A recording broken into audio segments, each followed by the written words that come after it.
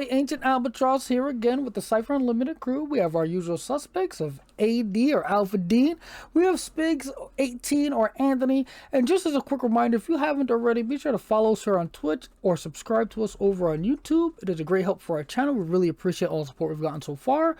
We're currently live on YouTube as well, just testing it out, seeing if my computer can handle streaming to not just Twitch and YouTube, but also Moonbeam. We're live on Moonbeam as well, which is not open to the public quite yet, but we are just testing the waters again, getting streams on there and whatnot, trying to get people, we do have an alpha audience, people have been invited. I believe Monty Cook Games, the Anywhere door, is currently sitting about 250, maybe 260 people, which is pretty nice. But yeah, we are live everywhere we can be at the moment, basically.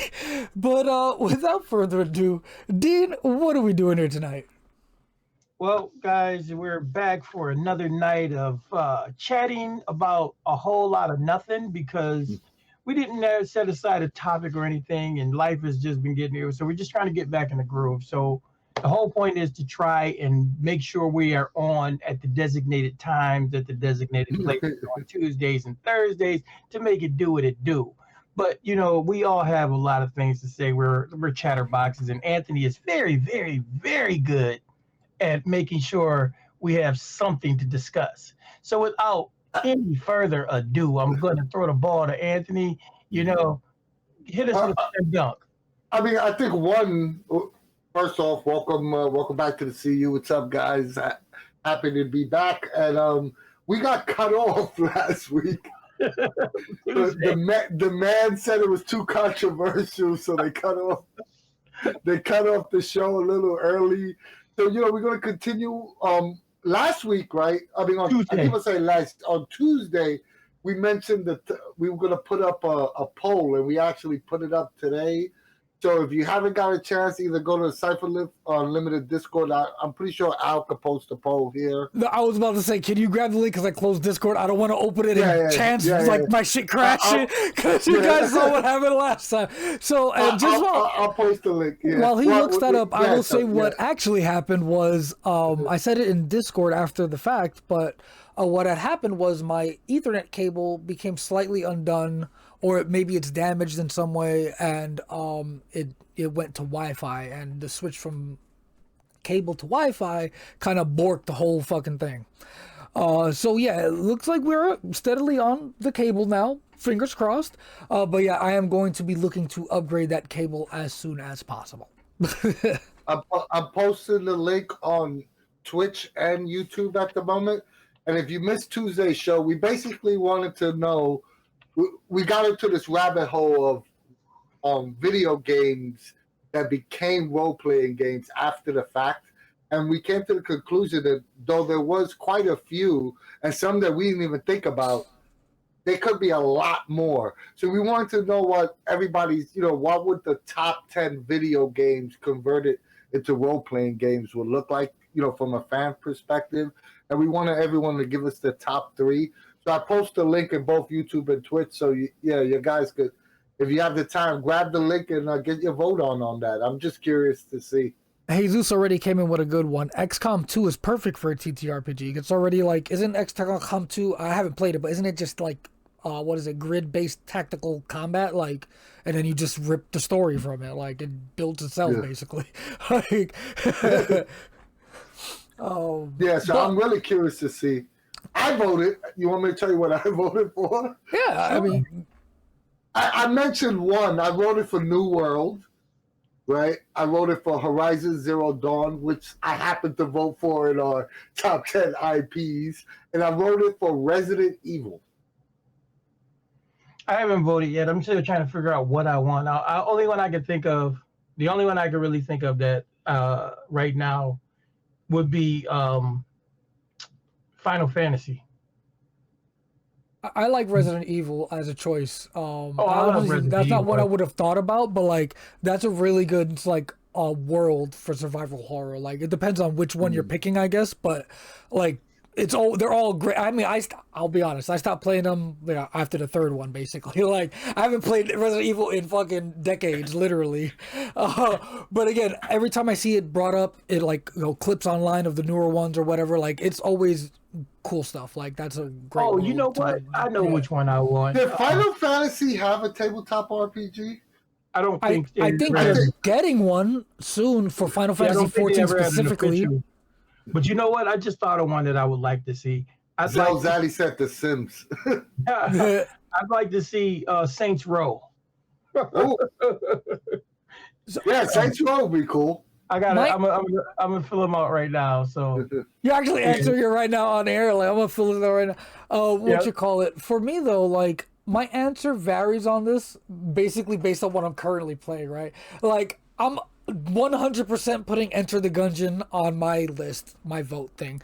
Even though like a week, or excuse me, maybe 2 weeks ago, I would not have at all even thought about putting Enter the Gungeon on the list. But I actually decided to like Joyce Rivera, the one of the mod back end people at Moonbeam just gave us a 300 Moonstone tip. Thank you very much for that. Really appreciate it, and thank you for stopping by. But yeah, I only started getting into that. I wouldn't have picked otherwise. That got me really off track. What was I saying? you were talking about the video games you want to see. So Gungeon, again, would not have made my list, but after playing it and getting super heavy into it, it has crazy lore. And the game doesn't start with any of it. Like, you have to beat the game multiple times with different characters after collecting secret shit to start seeing the lore of the game. And it's bananas. And again, 2 weeks ago, I didn't know any of it, so I wouldn't have even thought to put it on this list. I mean, I would be surprised if you didn't put Darkest Dungeon on your Oh, list. it's for sure getting voted on, for sure, 100%. But not Cypher System. versions. No, Not Cypher System. It doesn't have to be Cypher System. It could be any. It's whatever you want to see in a role playing game. Even though I'm not gonna lie, I put because Horizon Zero Dawn, you don't have to do anything to Predation to make that game. Like literally, Facts.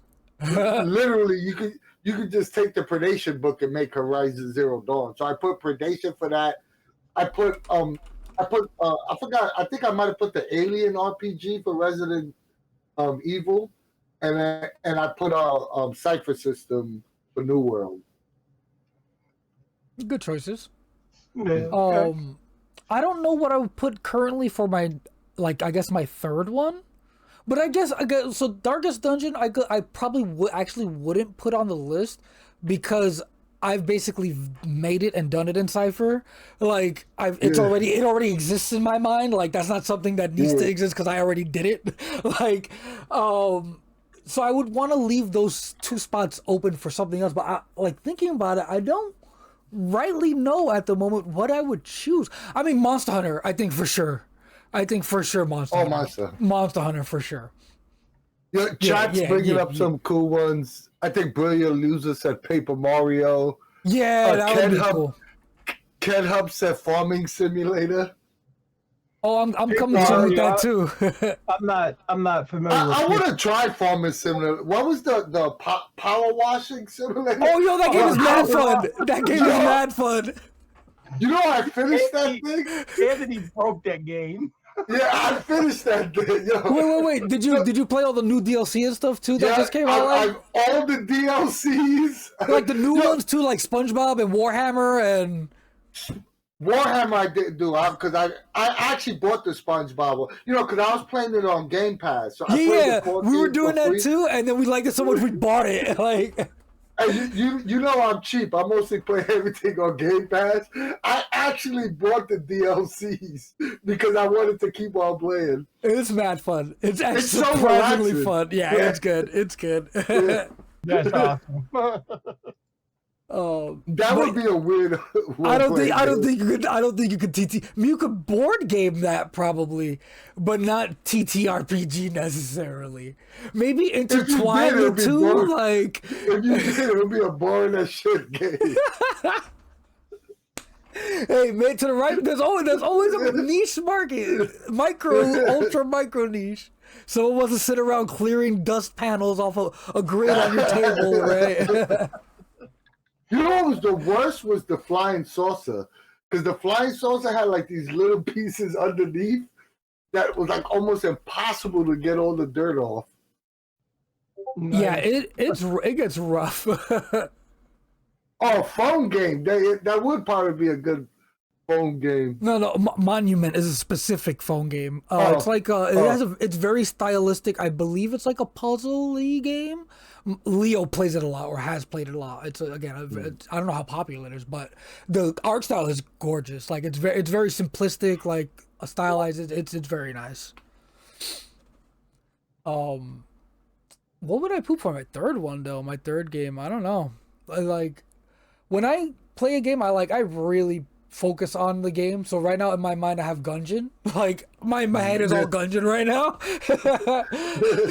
That game is amazing. Very difficult, but if you like difficult bullet hellish games, you should try it. Destroy All Humans would be a great game, role playing game too, because you could bring in all that Oh, that's alien stuff, right? Isn't it Destroy All Humans aliens? It's aliens, but it's sort of like Mars Attacks, where it's like that's what I mean. 50s. Pulpy, very over the top, exaggerated. Yeah. What you call it? Jam Runner on Moonbeam said I would want Pokemon, but that needs to be its own system. More like the anime though. Yeah, it'd definitely be want to lean towards the anime where you could maybe make up moves on the fly that you could tell your Pokemon to do instead of having a rigid 4-move system or something. Because I'm surprised Pokemon doesn't have an RPG. That looks like something that if My Little Pony has one. But My Little Pony is relatively recent. Someone, I don't know if Jam Runner's looking at Twitch, but they said Jesus said they know 12 Pokemon systems. We're gonna send them on Discord.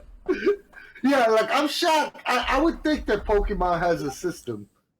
I mean, people have definitely made stuff for sure.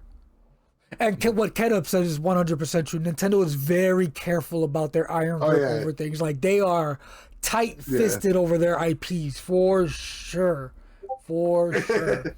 Yeah. So I think I figured out my 3 while we were sitting here yip yapping. Is that why you're so quiet? Yeah. I want Saints Row for Cypher System, Metal Gear Solid for Savage Worlds, and Crisis.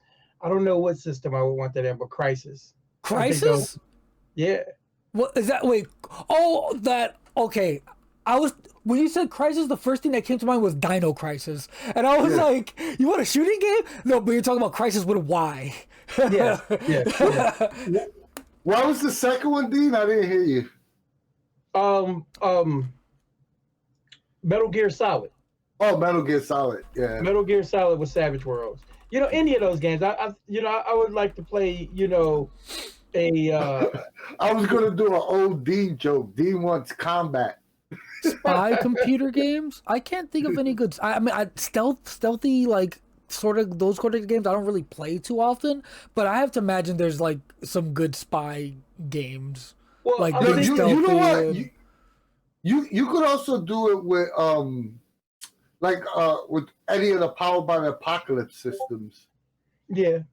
Well, no. What I'm thinking about the thought process is, Metal Gear Solid or Gears of War, what's the Rainbow Six? I'm thinking about, a game where you put together a unit, an ops unit, and then just have a twist on it. Maybe there's that's more Splinter Cell. Yeah, that's what I'm saying. That's what I'm saying. We put together, everybody plays. Because Metal Gear Solid is not really. It's more of a solo game. I played the shit of Metal Gear. I'm saying, Splinter Cell, any of those like that. I'm thinking, where everybody would play a member of an ops team, and then just throw a twist into it. Maybe it's an aftermath of a alien invasion or something, or you trying to, or there's crazy genetic engineering, whatever you might be, just something, spyish and ops teams. I think those would be cool. Oh, Brilliant Loser. That's Jesus, right? Yeah. Yeah. And he said XCOM Chimera Squad. I'll be honest, I haven't played any of the XCOM games. Not a single one. I've heard they're fantastic, though. But I have not played any of them. Very Archie said he's working on a Burn Notice inspired Cypher game. Burn Notice is firefighting? No, Burn Notice was a TV show where the guy was a spy who got burned. Oh, okay. I'm way off. I'm way off. That was a good guess, though. He was like, Bird Notice is a firefighting game? And I threw a guess out there. You guys know I don't watch shit, so. Now, Bird Notice is a really I was good going to say, Bird Notice is a Male Gigolo game? Oh, Male Gigolo. Oh, that's really bad. I don't think that game should be played by everybody. That would definitely have to come with a adult warning on it, a parental warning on it. You know. All right. So the other thing I was thinking of, when we were offline is, all right. Remember I said that we could do a 1 day cipher con, and the both of you. The day of adventure. The day of you gotta call it the day of adventure. Hold on a second. I had an alternative. If you guys didn't want to do a 1 day cipher con, right? And hear my alternative out. And this is something we can easily pitch to MCG, and I'm almost positive that we could get this. If we're not doing that, why don't we donate our time and host new GM, game, since it's new GM month, we'll host a day where we just post new GMs running for veteran players, and we get guys on the CU joining on new GMs. I could get down with that. We could get MCG to provide us with 4 or 5 new GMs, and all us old hat, forever GMs will provide a great experience, a great table for a new GM. Ken said, but again, I have like a week left. Yeah, this month is flying by, but I think that'd be a cool closeout to the month. Honestly, towards the end of the month. I think that's exactly a good idea. It would make more sense for us to do it after the month because if you follow a new GM month, it's a week process. It's different advice you're getting per week. So by the end of the month, you're supposed to be able to hop in and run the game. So we're going to provide those people players to play the game, to play whatever game they want to run. That sounds cool, and do it like in February then. Once GM. Yeah, that's right. Yeah, it's only going to be 1 day. We'll pick a day, and then we'll get a whole bunch of people on the CU server. One thing about our community is that we're a bunch of we help each other out. So I don't see us having a problem getting 12 to 16 players for 4 or 5 and just GMs. to clarify a little bit, Veriarte said, isn't it meant to be that you GM a game at the end of the month? And yeah, that's what we mean. Not that us be running games, we'll get the people who learned to be a new GM, and we'll provide the veteran players who would be good players, the forever GMs who don't get to play, or the players who've been playing for years and years and know the good table etiquette and know how to guide a new GM along. We have those kind of people. Yeah, we have plenty of those. So that was my alternative. You know what I mean? I like that idea. I like the idea a lot, actually. That's a good idea. We definitely should reach out to MCG and see if we could maybe coordinate that. It was a little short notice, but still, I think we can still make it work. Because I know when I first started, one of the problems, if you don't have a dedicated group, where you're all learning together, one of the problems is actually finding players. And it becomes a lot more difficult finding players online, especially when you're new, you're unsure of the rules, you're just new to GMing in general, right? It's kind of scary to approach and, put yourself out there like that. So we're just going to provide them a service. Hey, look, you're going to get 4 people that are going to sit down and they're not going to judge you in any way, and they'll help you as much as they can. That sounds cool. I dig it. Because for sure, one of the biggest, even having the server, access to the Discord and whatnot, just posting a game is could be terrifying. Like Jesus, it's like you shaking in your boots, posting your first looking for group post. This kind of eases you into it a bit. I'm all for this idea. My first time, people had chatted talk about their first. My first experience was horrible because it wasn't horrible because I didn't know what I was doing. It was because it was for my older brother and his friends. So they were just clowning me the whole time. They were, like an older brother should. He was unsupportive. He was just there to rip me a new one. Yeah, like I said, I was fortunate enough that I did not have to. I tried running for my brother, and that's why it took me like almost a year to run anything because my brother was a jackwad. So yeah, I get imagine. Someone said, "Oh, sorry, I didn't mean to cut you off, dude." No, go ahead. Someone, Jay Miller in the chat said, "Scare the heck out of me running a Cypher game for experienced CU crew." Oh, so no, we got to do it now. All three of us got to be on one. In Jay Miller's game specifically. Yeah, no, wait, are you a new GM, Jay Miller? That's it. You just called yourself out. It has to be you now. That's it, buddy. That is it. No, he offered, right? That's what I'm reading. Yeah. I actually love playing with new GMs. I know we've had this discussion before, but I learned so much from new GMs because they kind of view it from a different lens, or a lens that I haven't viewed it from in like 30 years, 20 years or whatever, how long it is I've been GMing for. So it's a fresh perspective that kind of like, I'll be like, oh, that's actually a cool transition, or that's, it's cool, a cool way of thinking a setup, and I personally always learn from a new GM, good or bad. Yeah, new GMs, they, like you said, they just kind of bring a different perspective to the table and make you, they give you another cooler experience, if you will, when you're out there. So, but that's a good idea, Ed. Let's. Yeah, and I'm pretty sure we can make that happen with MCG. Jay Miller said, "Y'all gotta call me out. I'm off Sunday, Monday. Might take that there. LOL." Yeah.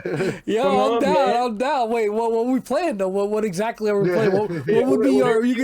Yeah, I'm down. Don't even. You know what, Jay Miller? I'm gonna tell you what.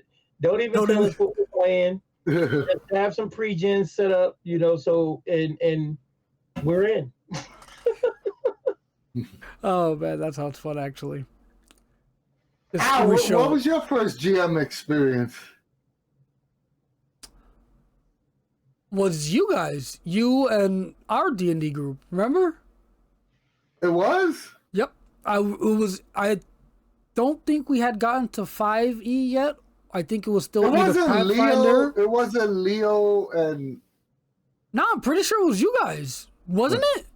I know. All right, so I know I detailed I wrote out a D&D adventure basically, or it might have been Pathfinder because we also played Pathfinder. I forget when I dabbled or tried it, right? But I'm pretty sure that was like you, Jason, the crew. Maybe it wasn't. Maybe it wasn't. I actually don't remember. But yeah, like it was. For some reason, I remember, and this is like going off on a tangent, but I remember going to your house and playing with Leo. No, that was you. That was your first time running Cypher System for me. I remember that like clear as fucking day, bro. Like if that's what you're talking about. Yeah, I thought I was the player then. No. You were running. You were running the fucking Big Brother Zombie Apocalypse. Yeah. Big Brother Zombie. Okay, yeah. That was mad fun. And then I also ran at that house. I don't think you came to play though. I ran Darkest Dungeon for a group of friends. That was one of my earlier, forays into GMing. But Zelzaddy said, Zelzaddy asked, "Do the three of us ever run games for each other?" Not as much as we used to. Yeah, we used to a bunch. The first two Cypher games that I played on the server, I played with Al and Anthony. I played Anthony's Children Shouldn't Play with Dead Things, and then Al ran us through Big Daddy Kraken. Oh, I gotta resurrect that one. Dude, I gotta find the notes. That was one of the best adventures ever. That adventure was so much fun. But remember, I played. We met Dean playing Gods of the Fall. Yes, Gods of the Fall. Yep, it because you recruited me on Google. Google Hangouts. Yeah. Google Hangouts. I came over, and I remember that night I was still working nights. I was still working at this other company. I was working in the knock, and because I worked nights, I was the only one at the knock. And yep. And we played. Children shouldn't play with dead things. That was a really fun game. But your Big Daddy Kraken Al, that was absolute hilarity. Because remember, I played the character that looked like Prince. He played a deadly instrument. Yeah. My memory is trash. I don't remember the actual game. I just remember the boss fight. Oh, I don't remember anything about the game. The boss fight was bananas. Oh, the big old Kraken. Or robot. Yeah, Kraken. we used to play with each other all the time. Hey, and then it got to a point. Oh. No, you should have said no Diddy. No Diddy. Definitely no Diddy. Oh, but yeah. Now I only play with myself. That's me though, literally, because now I do mostly solo play. Like that's my main mode of playing these days is solo. So I'm mostly playing with myself lately. So no, but in all seriousness, the only time we ever play together now is for stream games. Yeah. Like it's very rare that we have an off-stream game that we're playing, because usually one is commitment to playing with other people just to spread the see you love, like if I post a game, and I always say this, like if I post a game, it's kind of shitty of me if Al and Dean are playing. Take up 2 slots. So if Al or Dean post a game on the server, I kind of feel like, hey, they should be playing with other people in the community, not with me. So I really, even though some of the games I'd be like, shit, I want to play that, I'll just let someone else. And some of the games that I've run on the server, I wanted you guys in, but it was, again, because you want to make it viable and manageable for everybody else. You don't, I do my best not to, especially anything that I'm just going to run outside like a con or something. I try to, limit to 4 players because I want everybody to have that experience and I can focus. I mean, we can do it with 6, but it's way cooler, I think, in a 2 to 4 hour period with 4. But me and Dean got to play in Ket Hub's game, which was mad fun a couple months ago. Remember that? We played with Ket Hub. The dungeon, the dungeon. It was pretty wild. That was mad fun, and it was a while since I got to play with Dean, and it's been a long time since I played with Al. Yeah. Unless we're doing a stream game like Sean's games or something like that. I should run y'all through a lot of fun. It's always a lot of fun to do the stream games, but you know what? Maybe we should do something behind the scenes, man, and just get the band back together. Yeah, I was gonna say I should run y'all through the one shot for my book just to see because I'll be quite honest, I have not play tested it one bit. I always like to be transparent. It has not been play tested. I don't know if anyone's read it or tried it yet. It's out there in the world, so but on paper it seems good. Well, that's the same thing that I plan on doing too, Al. I want to run my for my quick start the adventure that I've the scenario. It's probably going to be a 2 to 3 hour scenario. I want to run it too with you guys to get all the feedback if possible. Yeah, Zil Zaddy brought up a great topic that we could talk about. He said, I think Cypher's only weakness is long-form campaigns with people coming from D&D. The leveling up and explaining using the XP for other stuff is complicated. That's very true. It's a different mindset. I have a weird feeling about Cypher's system in general when it comes to long campaigns. There's something. It's not that I don't enjoy long campaigns with Cypher system. I just think Cypher system, since it's so cinematic, right? I think it's more tailor-made for either short form, 4 or 5 session arcs, or like speeding up the tiers to make it like 6 or 7 sessions, because it doesn't give you that. It doesn't give you that gradual. Like when you tier up in Cypher, you feel it. You know what I mean? It's more like a video game. You don't get that gradual tier that you get in certain other systems. Like the D20 system. Well, So again, I could definitely understand his point in that. And I could definitely understand someone coming from D&D and missing that feeling. That slow progression of getting better, as opposed to like tier 1 to tier 2, it's obviously better. Tier 2 to tier 3 is obviously better. You know what I mean? I don't look at it the same way, and just through experimentation, because I had to play with different methods. But the milestone leveling, using that kind of thought process in Cypher, and see, I don't do it where I'm going to go, okay, we get to a certain point and you get a tier. No, my milestones are literally, okay, you're at this point, you made it this far, pick your next ability, and then they get all 4 abilities, and then of course, then that's again, there's another thing. So like you said, when you get to the tier, it really feels big. But what I kind of like about it, what you don't get with D&D and stuff like that, is like with D&D, it's always just, okay, I get the next level and I get this one thing and that one thing. So I get kind of like a double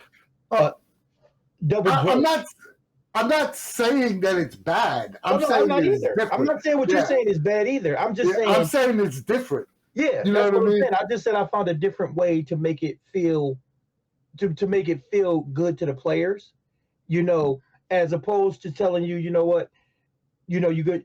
I let them spend their XP in game how they see fit. I let them spend XP to, get short-term and long-term benefits and so on and so forth. But as far as, eat those 4 abilities you need to get to the next tier, those are all handled through milestones. Unless a player comes up with a good reason that, hey, I want to spend these 4 XP right now because it works into the I mean that's basically how cypher system leveling is. You know what I mean? It's what you. I don't know. Maybe I'm not expressing myself correctly. What I mean is that, like, since it's only 6 levels, right? And you only have 6 levels from beginner to what you call it. You only have 6 levels from beginner to, okay, damn, I'm level 20 in D&D. But they condensed it to 6 levels. Each level is drastically more powerful than the progression you get from going from first level to second level to third level to fourth level to fifth level. So it lends, when you have that slow progression that way, even though you might be having the same amount of sessions, it gives the perception that it's a gradual leveling scale. That's all I'm saying. I'm not saying it's worse or better or nothing. I'm just saying that there's a different feel in the leveling process. Variarte in chat said exactly what my commentary was going to be on this. I'll just read what they said verbatim. Advancements are more analogous to D&D levels. The only difference is you can choose which ones you get first instead of being on a fixed track. So if you think of it that way, it's pretty similar. Like, you start off with a major ability thing, like your class, whatever, and then each level, quote unquote, you get a little better, and then you hit like your 3rd level where you get Divine Smite, which is 2nd tier or whatever. You know what I mean? Well, see, that's what I'm saying. I look at the 4 advancements you need to get to the next tier. I look at those as levels. So it's 24. No, let me finish. But hold on a second, because I'm gonna counteract what both of you guys are saying. So are your guys saying then you never get more than 1 advancement per session? No, not necessarily. It really depends. Then it doesn't give you the same gradual leveling process. It depends on. You could pick up 2 levels if we're using that same analogy, right? What I'm trying to say though, Anthony, it depends. It really depends on what the session entails. So it doesn't even mean, I'm not saying that you would even get you may not get to take another advancement at every session, because you don't get another level in D&D at every session. You accumulate enough experience points to go to the next level. So yes, which is just is strengthening my point. That's the whole point I'm trying to make, is that it's almost damn near impossible for you to not at least get 1 ability in 1 session, and that means that you're giving out 0 XP, and no one is hoarding XP to level up. But again, right. Well, I don't allow. But again, that's what I'm saying. Even if I were to do that, like I said, the two things that I've done, the two ways that I mitigate that. One is there's 2 piles of XP. Let me finish. Dean, you arguing stuff that we both do. I'm not disagreeing with anything I'm not disagreeing with you. What I'm saying is it's the same thing. Dean is breaking out the rule book. Like, this is how the leveling process works. Like, no, Anthony, I've never run I think you're missing. I hear what you're saying. I'm saying that you can do the same thing. You can give that slow progression by saying, "Hey, look, you got." If you don't want to give milestones, you can say, hey, you got 2 piles of XP, and you got in-game XP and advancement XP. In-game XP can only be used in-game, but the other XP that you get at the end of every session, if you're only giving out, 1 to 2 to 3 XP, again, you're mitigating it. You got your process. Dean's mansplaining. Oh, shut up. All I gotta say on this, I guess, before it gets too off the rails, right? The only times I've ever played D&D or Pathfinder-ish games were in your games, Anthony.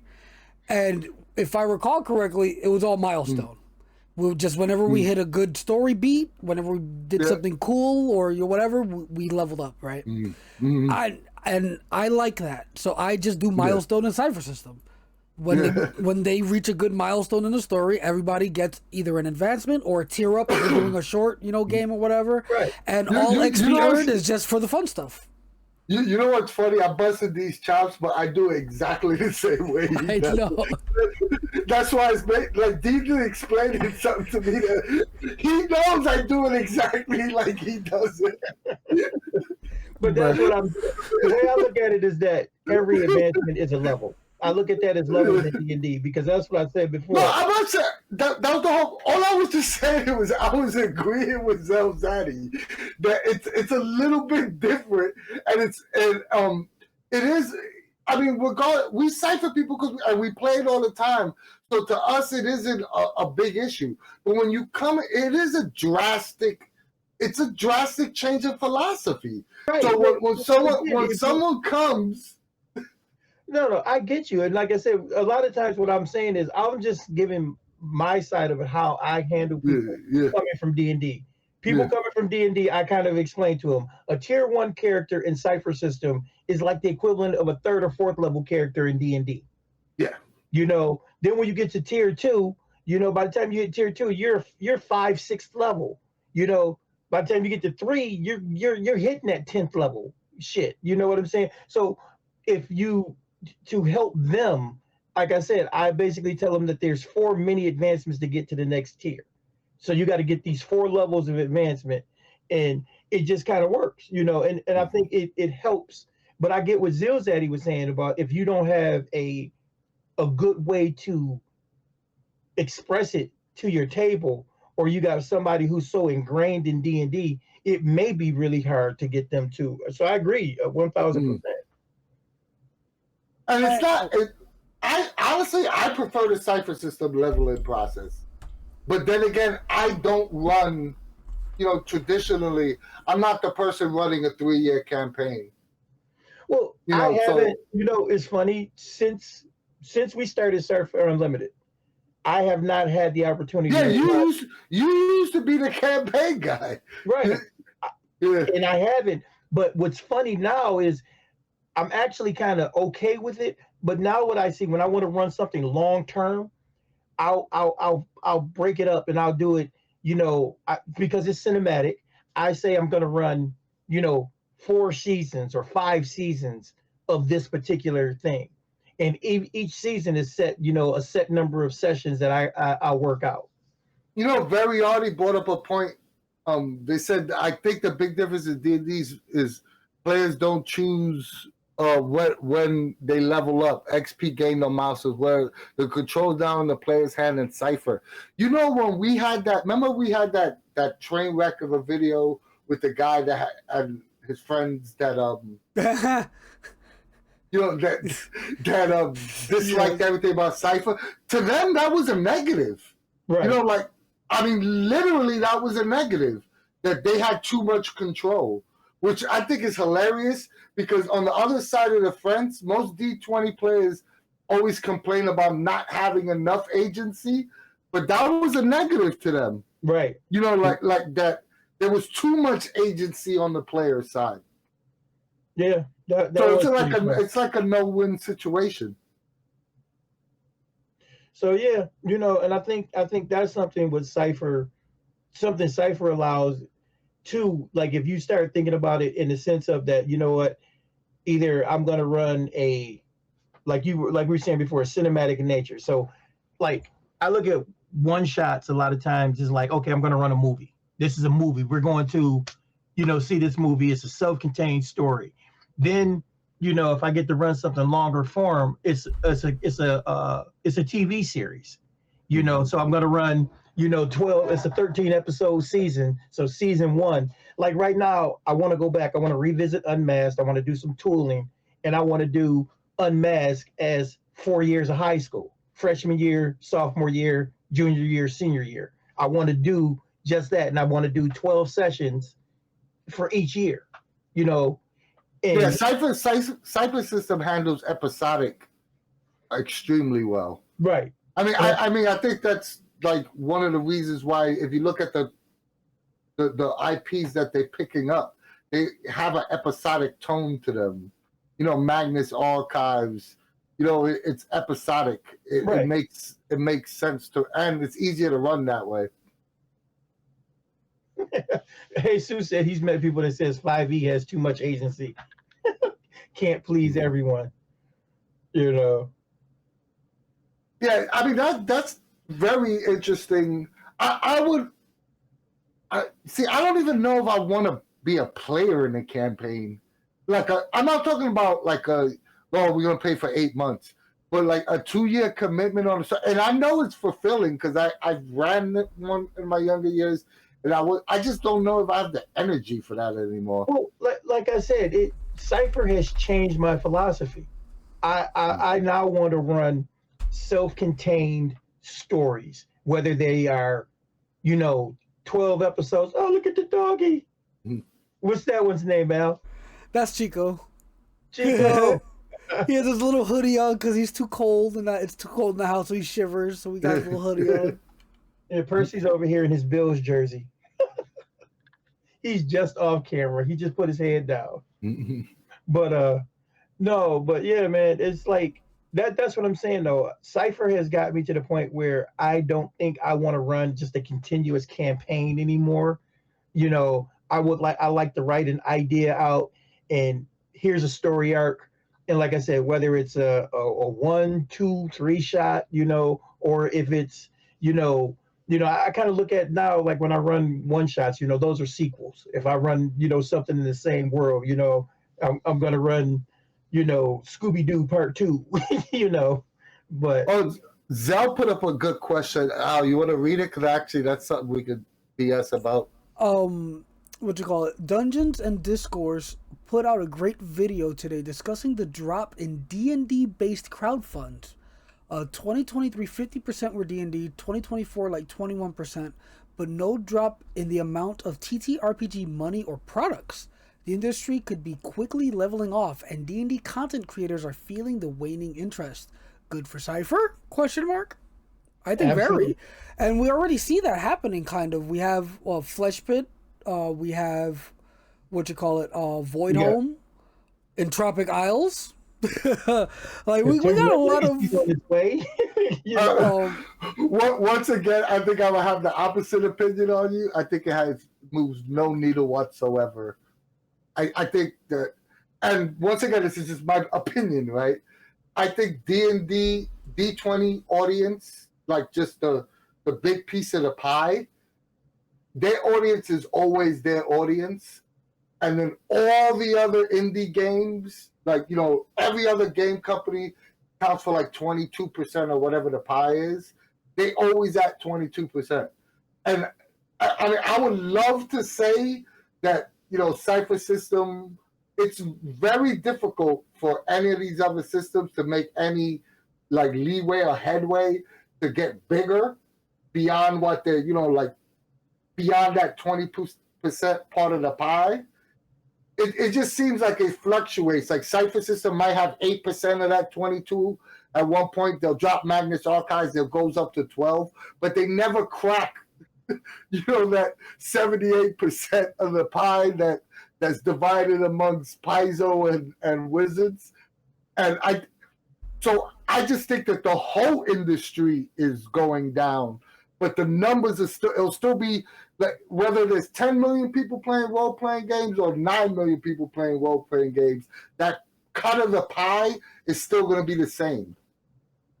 And it kind of sucks, but I think that's how it usually is. You know what I mean? I think I'm in both. I hate to be the Debbie Downer, but I see it. I think I see what you're saying, Anthony. And Hasbro Wizards of the Coast, they're gonna make the shit ton of money regardless, which they do. But I think more along the lines of what Zilzaddy was saying is that people's awareness of other things has grown. So even some of the people who don't leave D&D are now dabbling in other things. So it's allowed those other sides to grow, and I mean, even what Charles said, remember when D&D, pulled the OGL debacle, and it didn't change the pie though. I'm not saying the pie changed. I'm not saying that. I'm saying I think it's both. I think it's the pie's not going to change because D&D is D&D. It is what it is. I mean, you, myself, we're Cypher guys.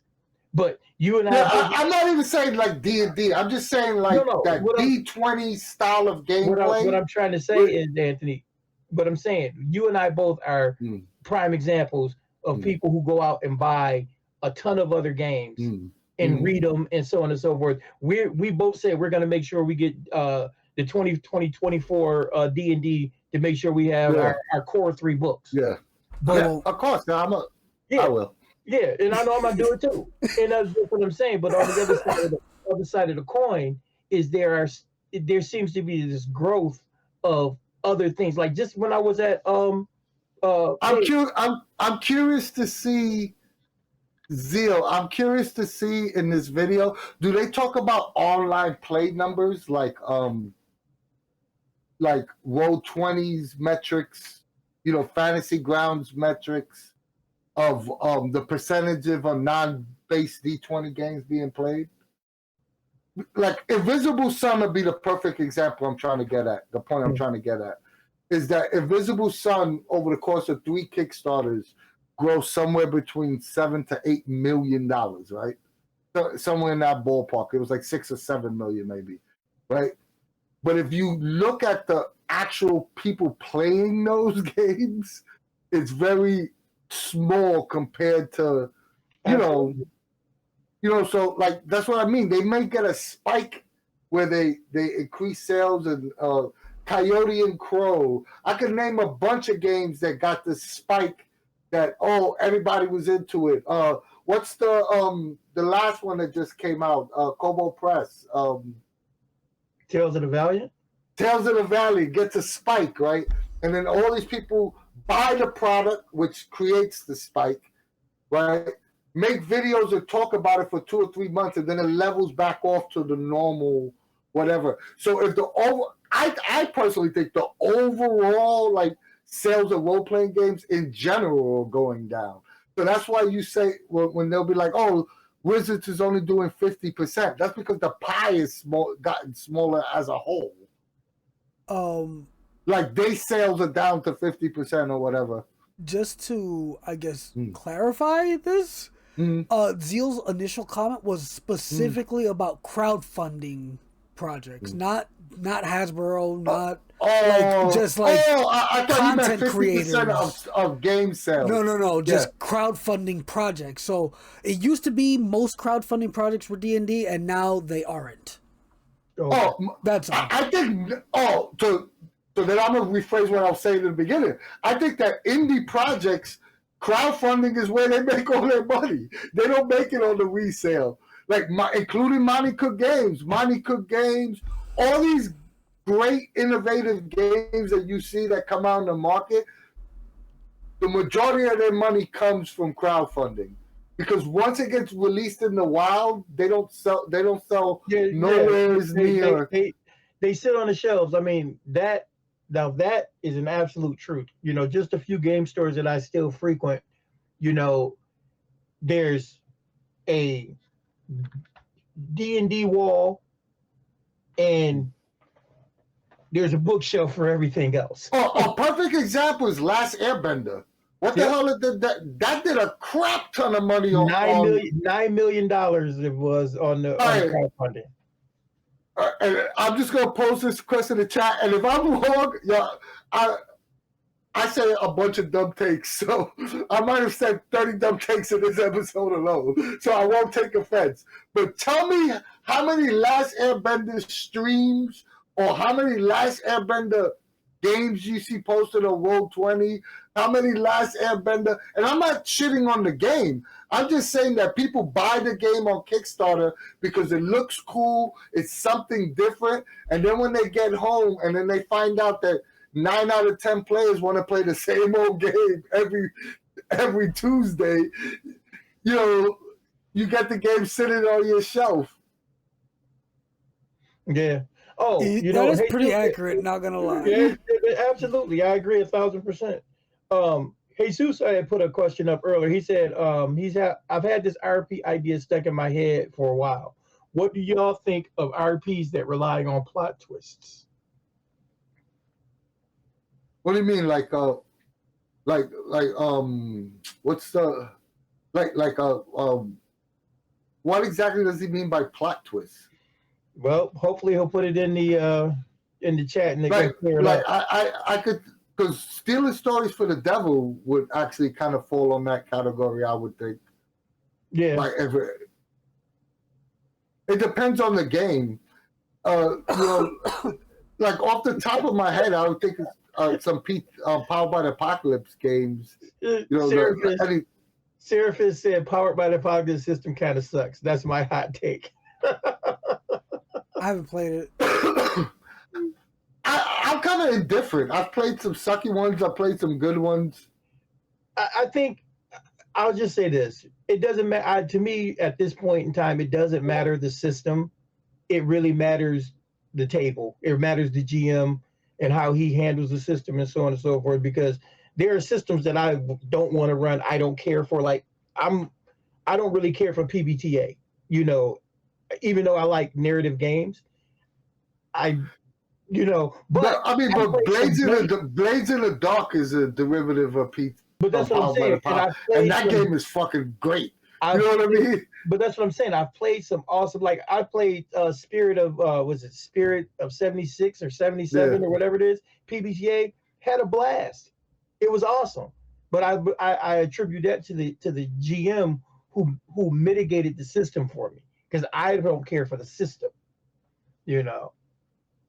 It's like the same with Fate. Like some of the Fate games are, you know, right. Brandon Sanderson's RPG Variety says, I remember most people said that they're just going to adapt it to their preferred system. Yeah, and that thing made like $15 million. It's like stupid money. Yeah. Well, anything Brandon Sanderson puts out these days, he just prints money. I mean, he made $40 million to publish 3 new books or 4 new books. But I could definitely see Zell's point about crowdfunding 5e products, but a lot of it could also have to do with the market just getting saturated. You know what I mean? Like when you have like even it was like with the DMs Guild. Even if you used to go to like Drive Thru RPG right now, right, and you type in 5e dungeon generator, you're gonna get 400 different dungeon generators, right? So you almost get overloaded, like, and then you're like, should I buy anything? Because I don't even know which one's good. You know what I mean? So something like Cypher system or another system, they might be you type in dungeon and you might get 5 entries. You can actually, examine and study which one you want to buy, and you're more likely to buy one of those products because there's less of a selection, so easier to do the research. So the 5e content creators might have saturated the market themselves. Definitely facts. That's definitely a facet I hadn't considered. Speaking of which, our good friend Eric Frankhouse just released an adventure on Drive Through 5e. Nice. Hi, Eric. It's actually really cool, though. I seen the artwork. He was showing me the artwork the other day. But I'm like, yeah, I don't know. And then there's some people that they kill it as independent content creators on the streaming side and on the, of designing side, just doing 5e products. Well, it's just like that. I fell victim to it. That last one that came out, DC 20. I was very interested in the variation that they have on the D20 system and everything else. And looking forward to exploring it. Probably never gonna run it, But yeah, We spoke about this the other day, though. What's your feeling on proprietary dice? I don't mind them, honestly. Honestly, you would prefer to I was just looking at this. I bought this at okay. What are those even? Yeah. They're from a game that I bought at Gen Con. Do I have the game? So Zeal, like a 13-sided die, or like the Fate die, like the Fudge dice, or like the Genesis dice have their own dice, I believe. It to me, I think it doesn't matter one way or the other. Dice or dice. I get, as long as I get to roll dice. I mean, look, like the game Household, they have a set of proprietary dice, but in the same breath, because you're basically playing Yahtzee, you can use regular dice, because that's literally how it works. If you get 3 of a kind or 4 of a kind on the dice, you get, but they just use 6-siders, but they have a D&D, but they have a 5e version of the same game. I love the Genesis dice system. It's just that, I don't know. Like, I'll get into it, and while I'm playing it, it's fun. And then, like, I don't know, maybe it's because I'm getting older and I forget the dice mechanics as soon as the game is over. If I want to run it again, I feel like I have to, like, relearn the rule system every time there's a proprietary dice. That could just me being a dumbass, though. That has nothing to do with the system. IMMC said, hate those dice. And then Brilliant or Jesus said, if I need a D15 to play your game, I ain't playing your game. So I do want to use my Zochi dice. I think, is there a D15 in that set? I forget, but the Zochi dice is like, what, 13 dice or something? Like, it goes up to a D30, like, and it's for, what is it, Mutant Crawl Classics and Dungeon Crawl Classics. And I think there's another game, someone mentioned it last stream, another game uses Zochi dice too. I think there's a couple of other games that use it. Every time I played Dungeon Crawl Classics, I had a good time. I never ran it, though. I was just a player. I want to try soloing it. I never thought to solo it, but then someone posted it online. I was like, oh, shit. I should try soloing that. Well, so that's what I was saying, though. Just like, Fate dice. I really like them. I like Fate dice, but I don't necessarily think I like Fate that much. You saw what Zeal Daddy wrote? Just use 3D5s instead. Yeah, 3D5, yeah. Instead of a D15, 3D5. We're talking alternate universe dice sets. Just roll 3D5. Yeah. Oh, shit. No, but I like them. And again, it depends on how, like, you brought up a good point, Anthony. Like, if the dice are, like, kind of tied to the rules, like with the Genesis, like, you have to know what the faces mean and what the combination of faces mean, then it gets a little troublesome, because then you got to, like, relearn how they work. But then you have the other side where it's the Zochi dice, something, it's for a specific game, but they're just numbers. Like, you don't have to learn how to use them. You just roll it and you see the number that's on it. So, like, I guess there's kind of two camps for this one, because I didn't really think about that, but that's a good point. Like, if they're very set heavy, you're gonna have to remember how to fucking use them. Right. Whatever, when I think when the dice start putting odd symbols to represent things, it becomes a little problematic. If there's just numbers on the dice, or I blame fate. Fate started that bullshit. Well, like I said, fate with the plus, the minus, and the blank, it was simple enough, though. You know what I'm saying? It was plus, minus, nothing. That was easy. But then when you got to Genesis, I mean, it was an exploding star. It was a shamrock. It's a monkey. And every setting had a different thing or images on the dice that represented the same thing. So if you was playing Empire or you was playing the Genesis Fantasy, they were doing the same thing, but they both had different images on the dice. Right. What's the fantasy? I forgot what the name of the fantasy. I have all their books. I love the design of the new Star Wars books, without a doubt. I got the Genesis Core rulebook right there. Oh, yeah. I have but they came out. I forgot the name of it. I have it in my collection. The Genesis Fantasy setting. Mine is somewhere around here too. Yeah, no clue. They should have just kept the same. Like they should have just made the Genesis dice and the Star Wars dice be the same thing. They're running the same system. Symbol. Yeah, the same system would have been fine. And since we're talking about dice, how about the opposite spectrum? The set that uses regular dice, right? But like this is more older system. But remember Star Wars, D6 Star Wars, where it starts requiring a ridiculous amount of dice to be rolled for dice one pool. roll. Yeah, the whole dice pool. Like D6 Star Wars, there was time where like, okay, I have to roll 56 D6s. You know what I mean? You know what though? That in that respect, maybe because I'm a weirdo, but there was always something very. Yeah, there's a feeling where you need to get a cup. Travel is another one. You need a Yahtzee cup to roll your dice. You need to roll. Yeah, that will cup. That's right. I mean, it was something very fulfilling about that. And what I dug about it though, again, if you really think about it, they did the same thing with those dice that Fate did. But they just did it with the regular dice because you know what? It would say you need you need 3 successes of 5. So, it wasn't like you had to sit there and add up all the dice. You just had to identify, what your target number was and how many successes you got over that. So yeah, to me that was a lot of fun. I used to love that Shadow Run with all the D10s, Exalted. Yeah, brilliant. Exalted. Hazel said, I used to play Exalted. I rolled 28 D10 before. That's crazy. What the fuck? I remember a Star Wars, I must have been in high school, so where we just literally ran out of D6s.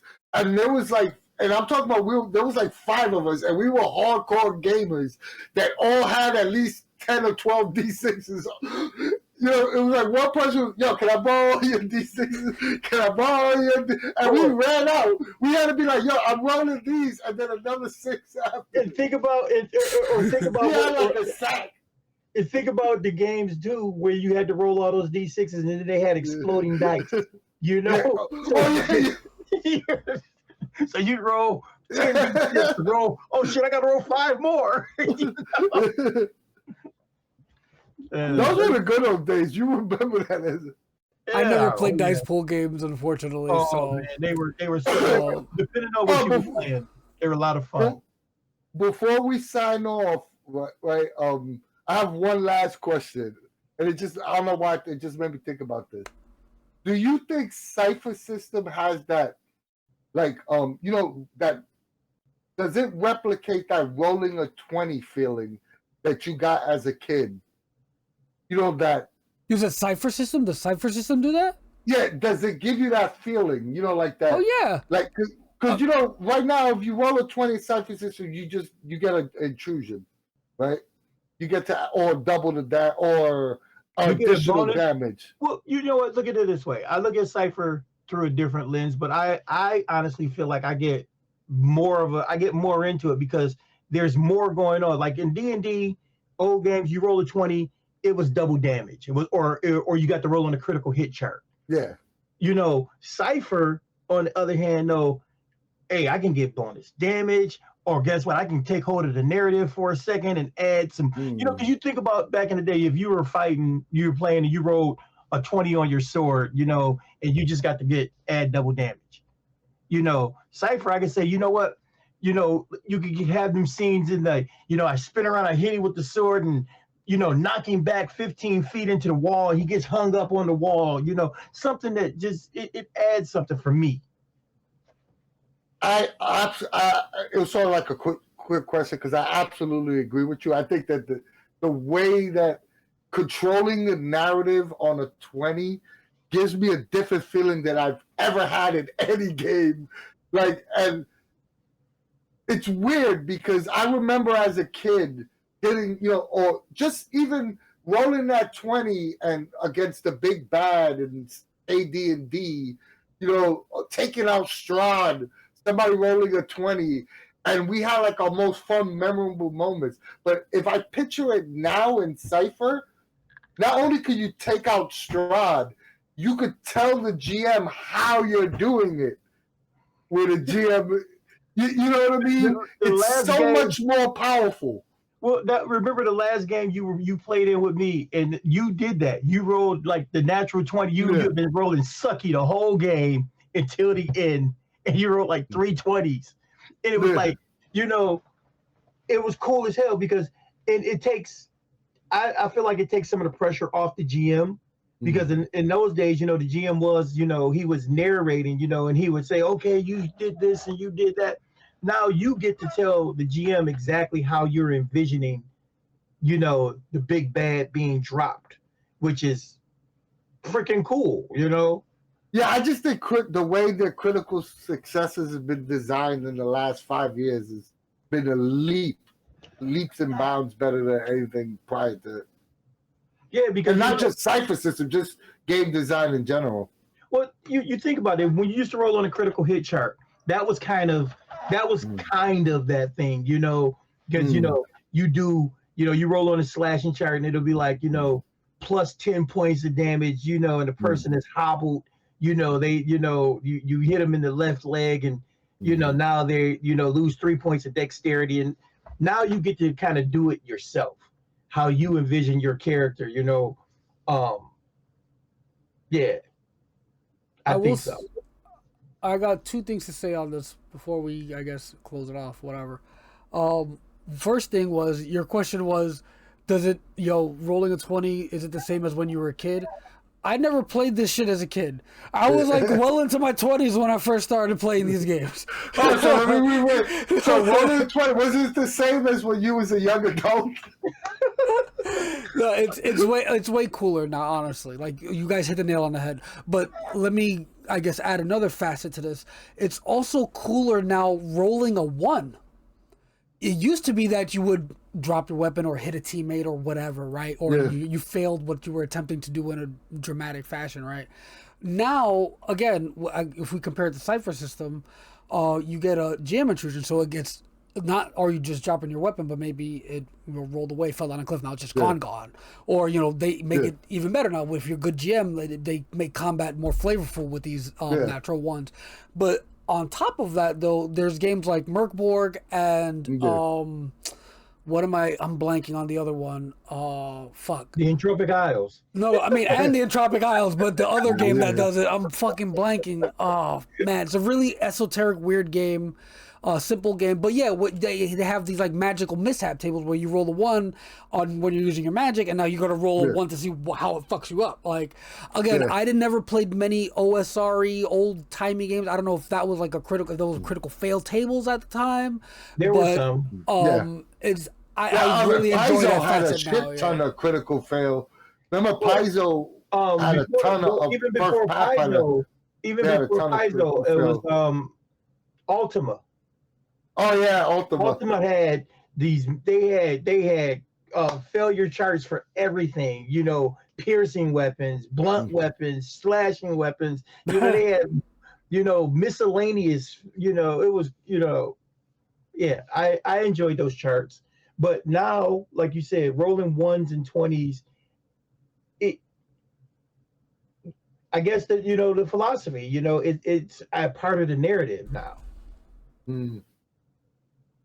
So I'm looking around because I'm looking to see if I have that copy of that book I'm talking about on the shelf because it's bugging me. Because I was reading that book a lot. It's a good ass book. Did you see what Brilliant Loser wrote though? He said wild magic was crazy. One time I did a fireball and got mauled by an elephant instead. Yeah, that's like some out there. Yeah, Rollmaster did have a ton of charts too. Yeah.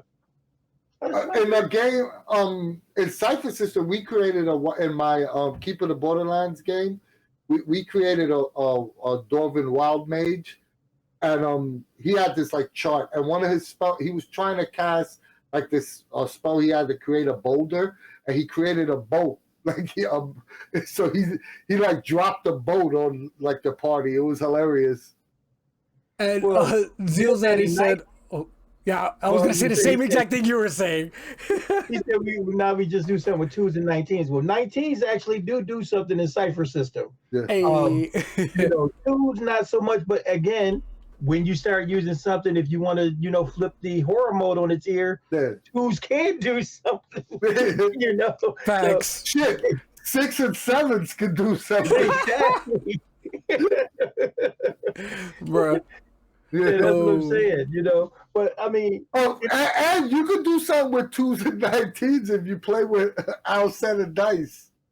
Play some Mutant Crawl classics. Oh boy.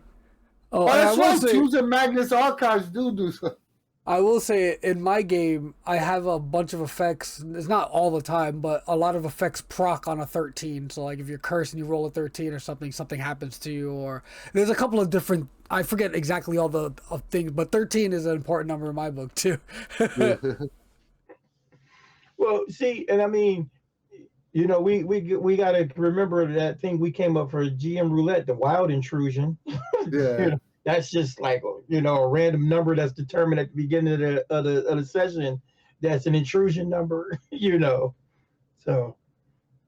Yeah, I think intrusions might be my favorite part of Cypher System. Yeah. Yeah. I mean, intrusions. Cypher has just got a lot of cool little things. The nuances, it's the nuanced nature. We've said this 1,000 times. It's a simple but elegant system. It's so nuanced that you continue to find out things that Cypher can do, or you start seeing different lenses where you can, modify the system, how you need it to work, and I think that's just brilliant. That's why I enjoy it so much. Yeah, Variati put it the best. A player chooser amazes when players grok it. That's the biggest thing. Players not fully buying into player intrusions and players overly cautious about GM intrusions on the two. Listen, I ran a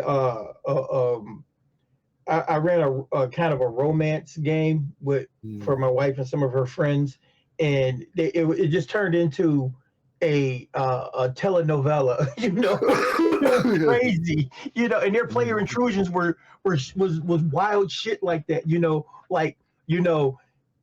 one of the player intrusions they did was your long lost mother that you thought was dead shows up at the door. You're like, what? So I had to run with this. It was just like, so yeah, it's pretty fun. Some craziness. Remember, I did that to Sean, and he was a little surprised in the Central Park game when I used my player intrusion to say, "Hey, could I say the big bad was my ex-girlfriend?" Oh yeah, that was Easter chick. Yeah, that was your. Yeah. And I remember somebody in chat was like, "Oh, that was such a waste of intrusion." I was like, "That's not a waste of intrusion. It made the story fun." And see, and you know what? And I think that's another thing. One of the biggest things with Cypher, I think people have got to start. Well, not the Cypher people, but people coming from other systems. That's probably one of the biggest things because they're just looking at the conflict and the dice rolling and the combat. And so they would consider you using that as a. It didn't give me an advantage in any way. Right. Yeah. Where we look at it as what next level of hilarity, crazy, or a plot twist can we throw into the game just to make something else happen? You know, I mean, I'm not gonna lie. When I play with Aladdin, I like to use player chooses to fuck with them. oh yeah, we know. Because I'm an asshole. Trying to think of we know specific that- moments, but I can't. I'm sure as they watch any of the streams, I'm always, I'll put an intrusion in there. Just like, I want to see how D's going to react if my player has nothing to do with the session. It was funny. Sean K. Reynolds said that about me, about the one game I ran when I ran the tallest game on the stream. And he was like, he said, he goes, yep, I watched the players, totally derail the adventure. And Dean he didn't even bat an eye. He just kind of flicked and redirected, took it, and the game kept going. And that's how I look at it. Whatever the players do, because you are part of the story. I want you to feel part of the world. So for me, it's like it's an exercise for me to be a better GM. So continue to be an asshole, Anthony. You know what? Maybe they should be for campaigns. They should be like 4 XP allows you to add a major thing to the, like if you're running and I'm just brainstorming here, right? It was a stupid idea to say it, right? But like say you're running a campaign, right? And as a group, the group could put 4 XP and add something major to your campaign world. Like, like there's if you're running fantasy, there's a evil dwarven fort, that's like or a helpful dwarven fort on your trip to wherever you're fighting the big bad black dragon or whatever it is, right? That might be something to mess around with too, like an outer game player intrusion. That like in between sessions, the players could, instead of advancing, give up their XP to add a major portion in the add a major twist to the narrative. Yeah. Okay. I like that idea, actually. Maybe, now that you said it, now you're throwing it out there. Can we need to talk about this? Maybe we can add this into the Septemberate legacy. And add it into what are you calling it's a crime, right? Yeah, it's a crime. Yeah, and I'm going to say it right now. MCG spies are already listening, and it's already going in their next book. It's already happening. It's already happening. It's already happening. Yeah, we were talking about player intrusions 2 years before it came out. We were doing them, and we used to charge 2 XP for it. Yeah. Remember? It was 2 XP for a player intrusion. But that actually would be a cool idea. Yeah, I like that idea.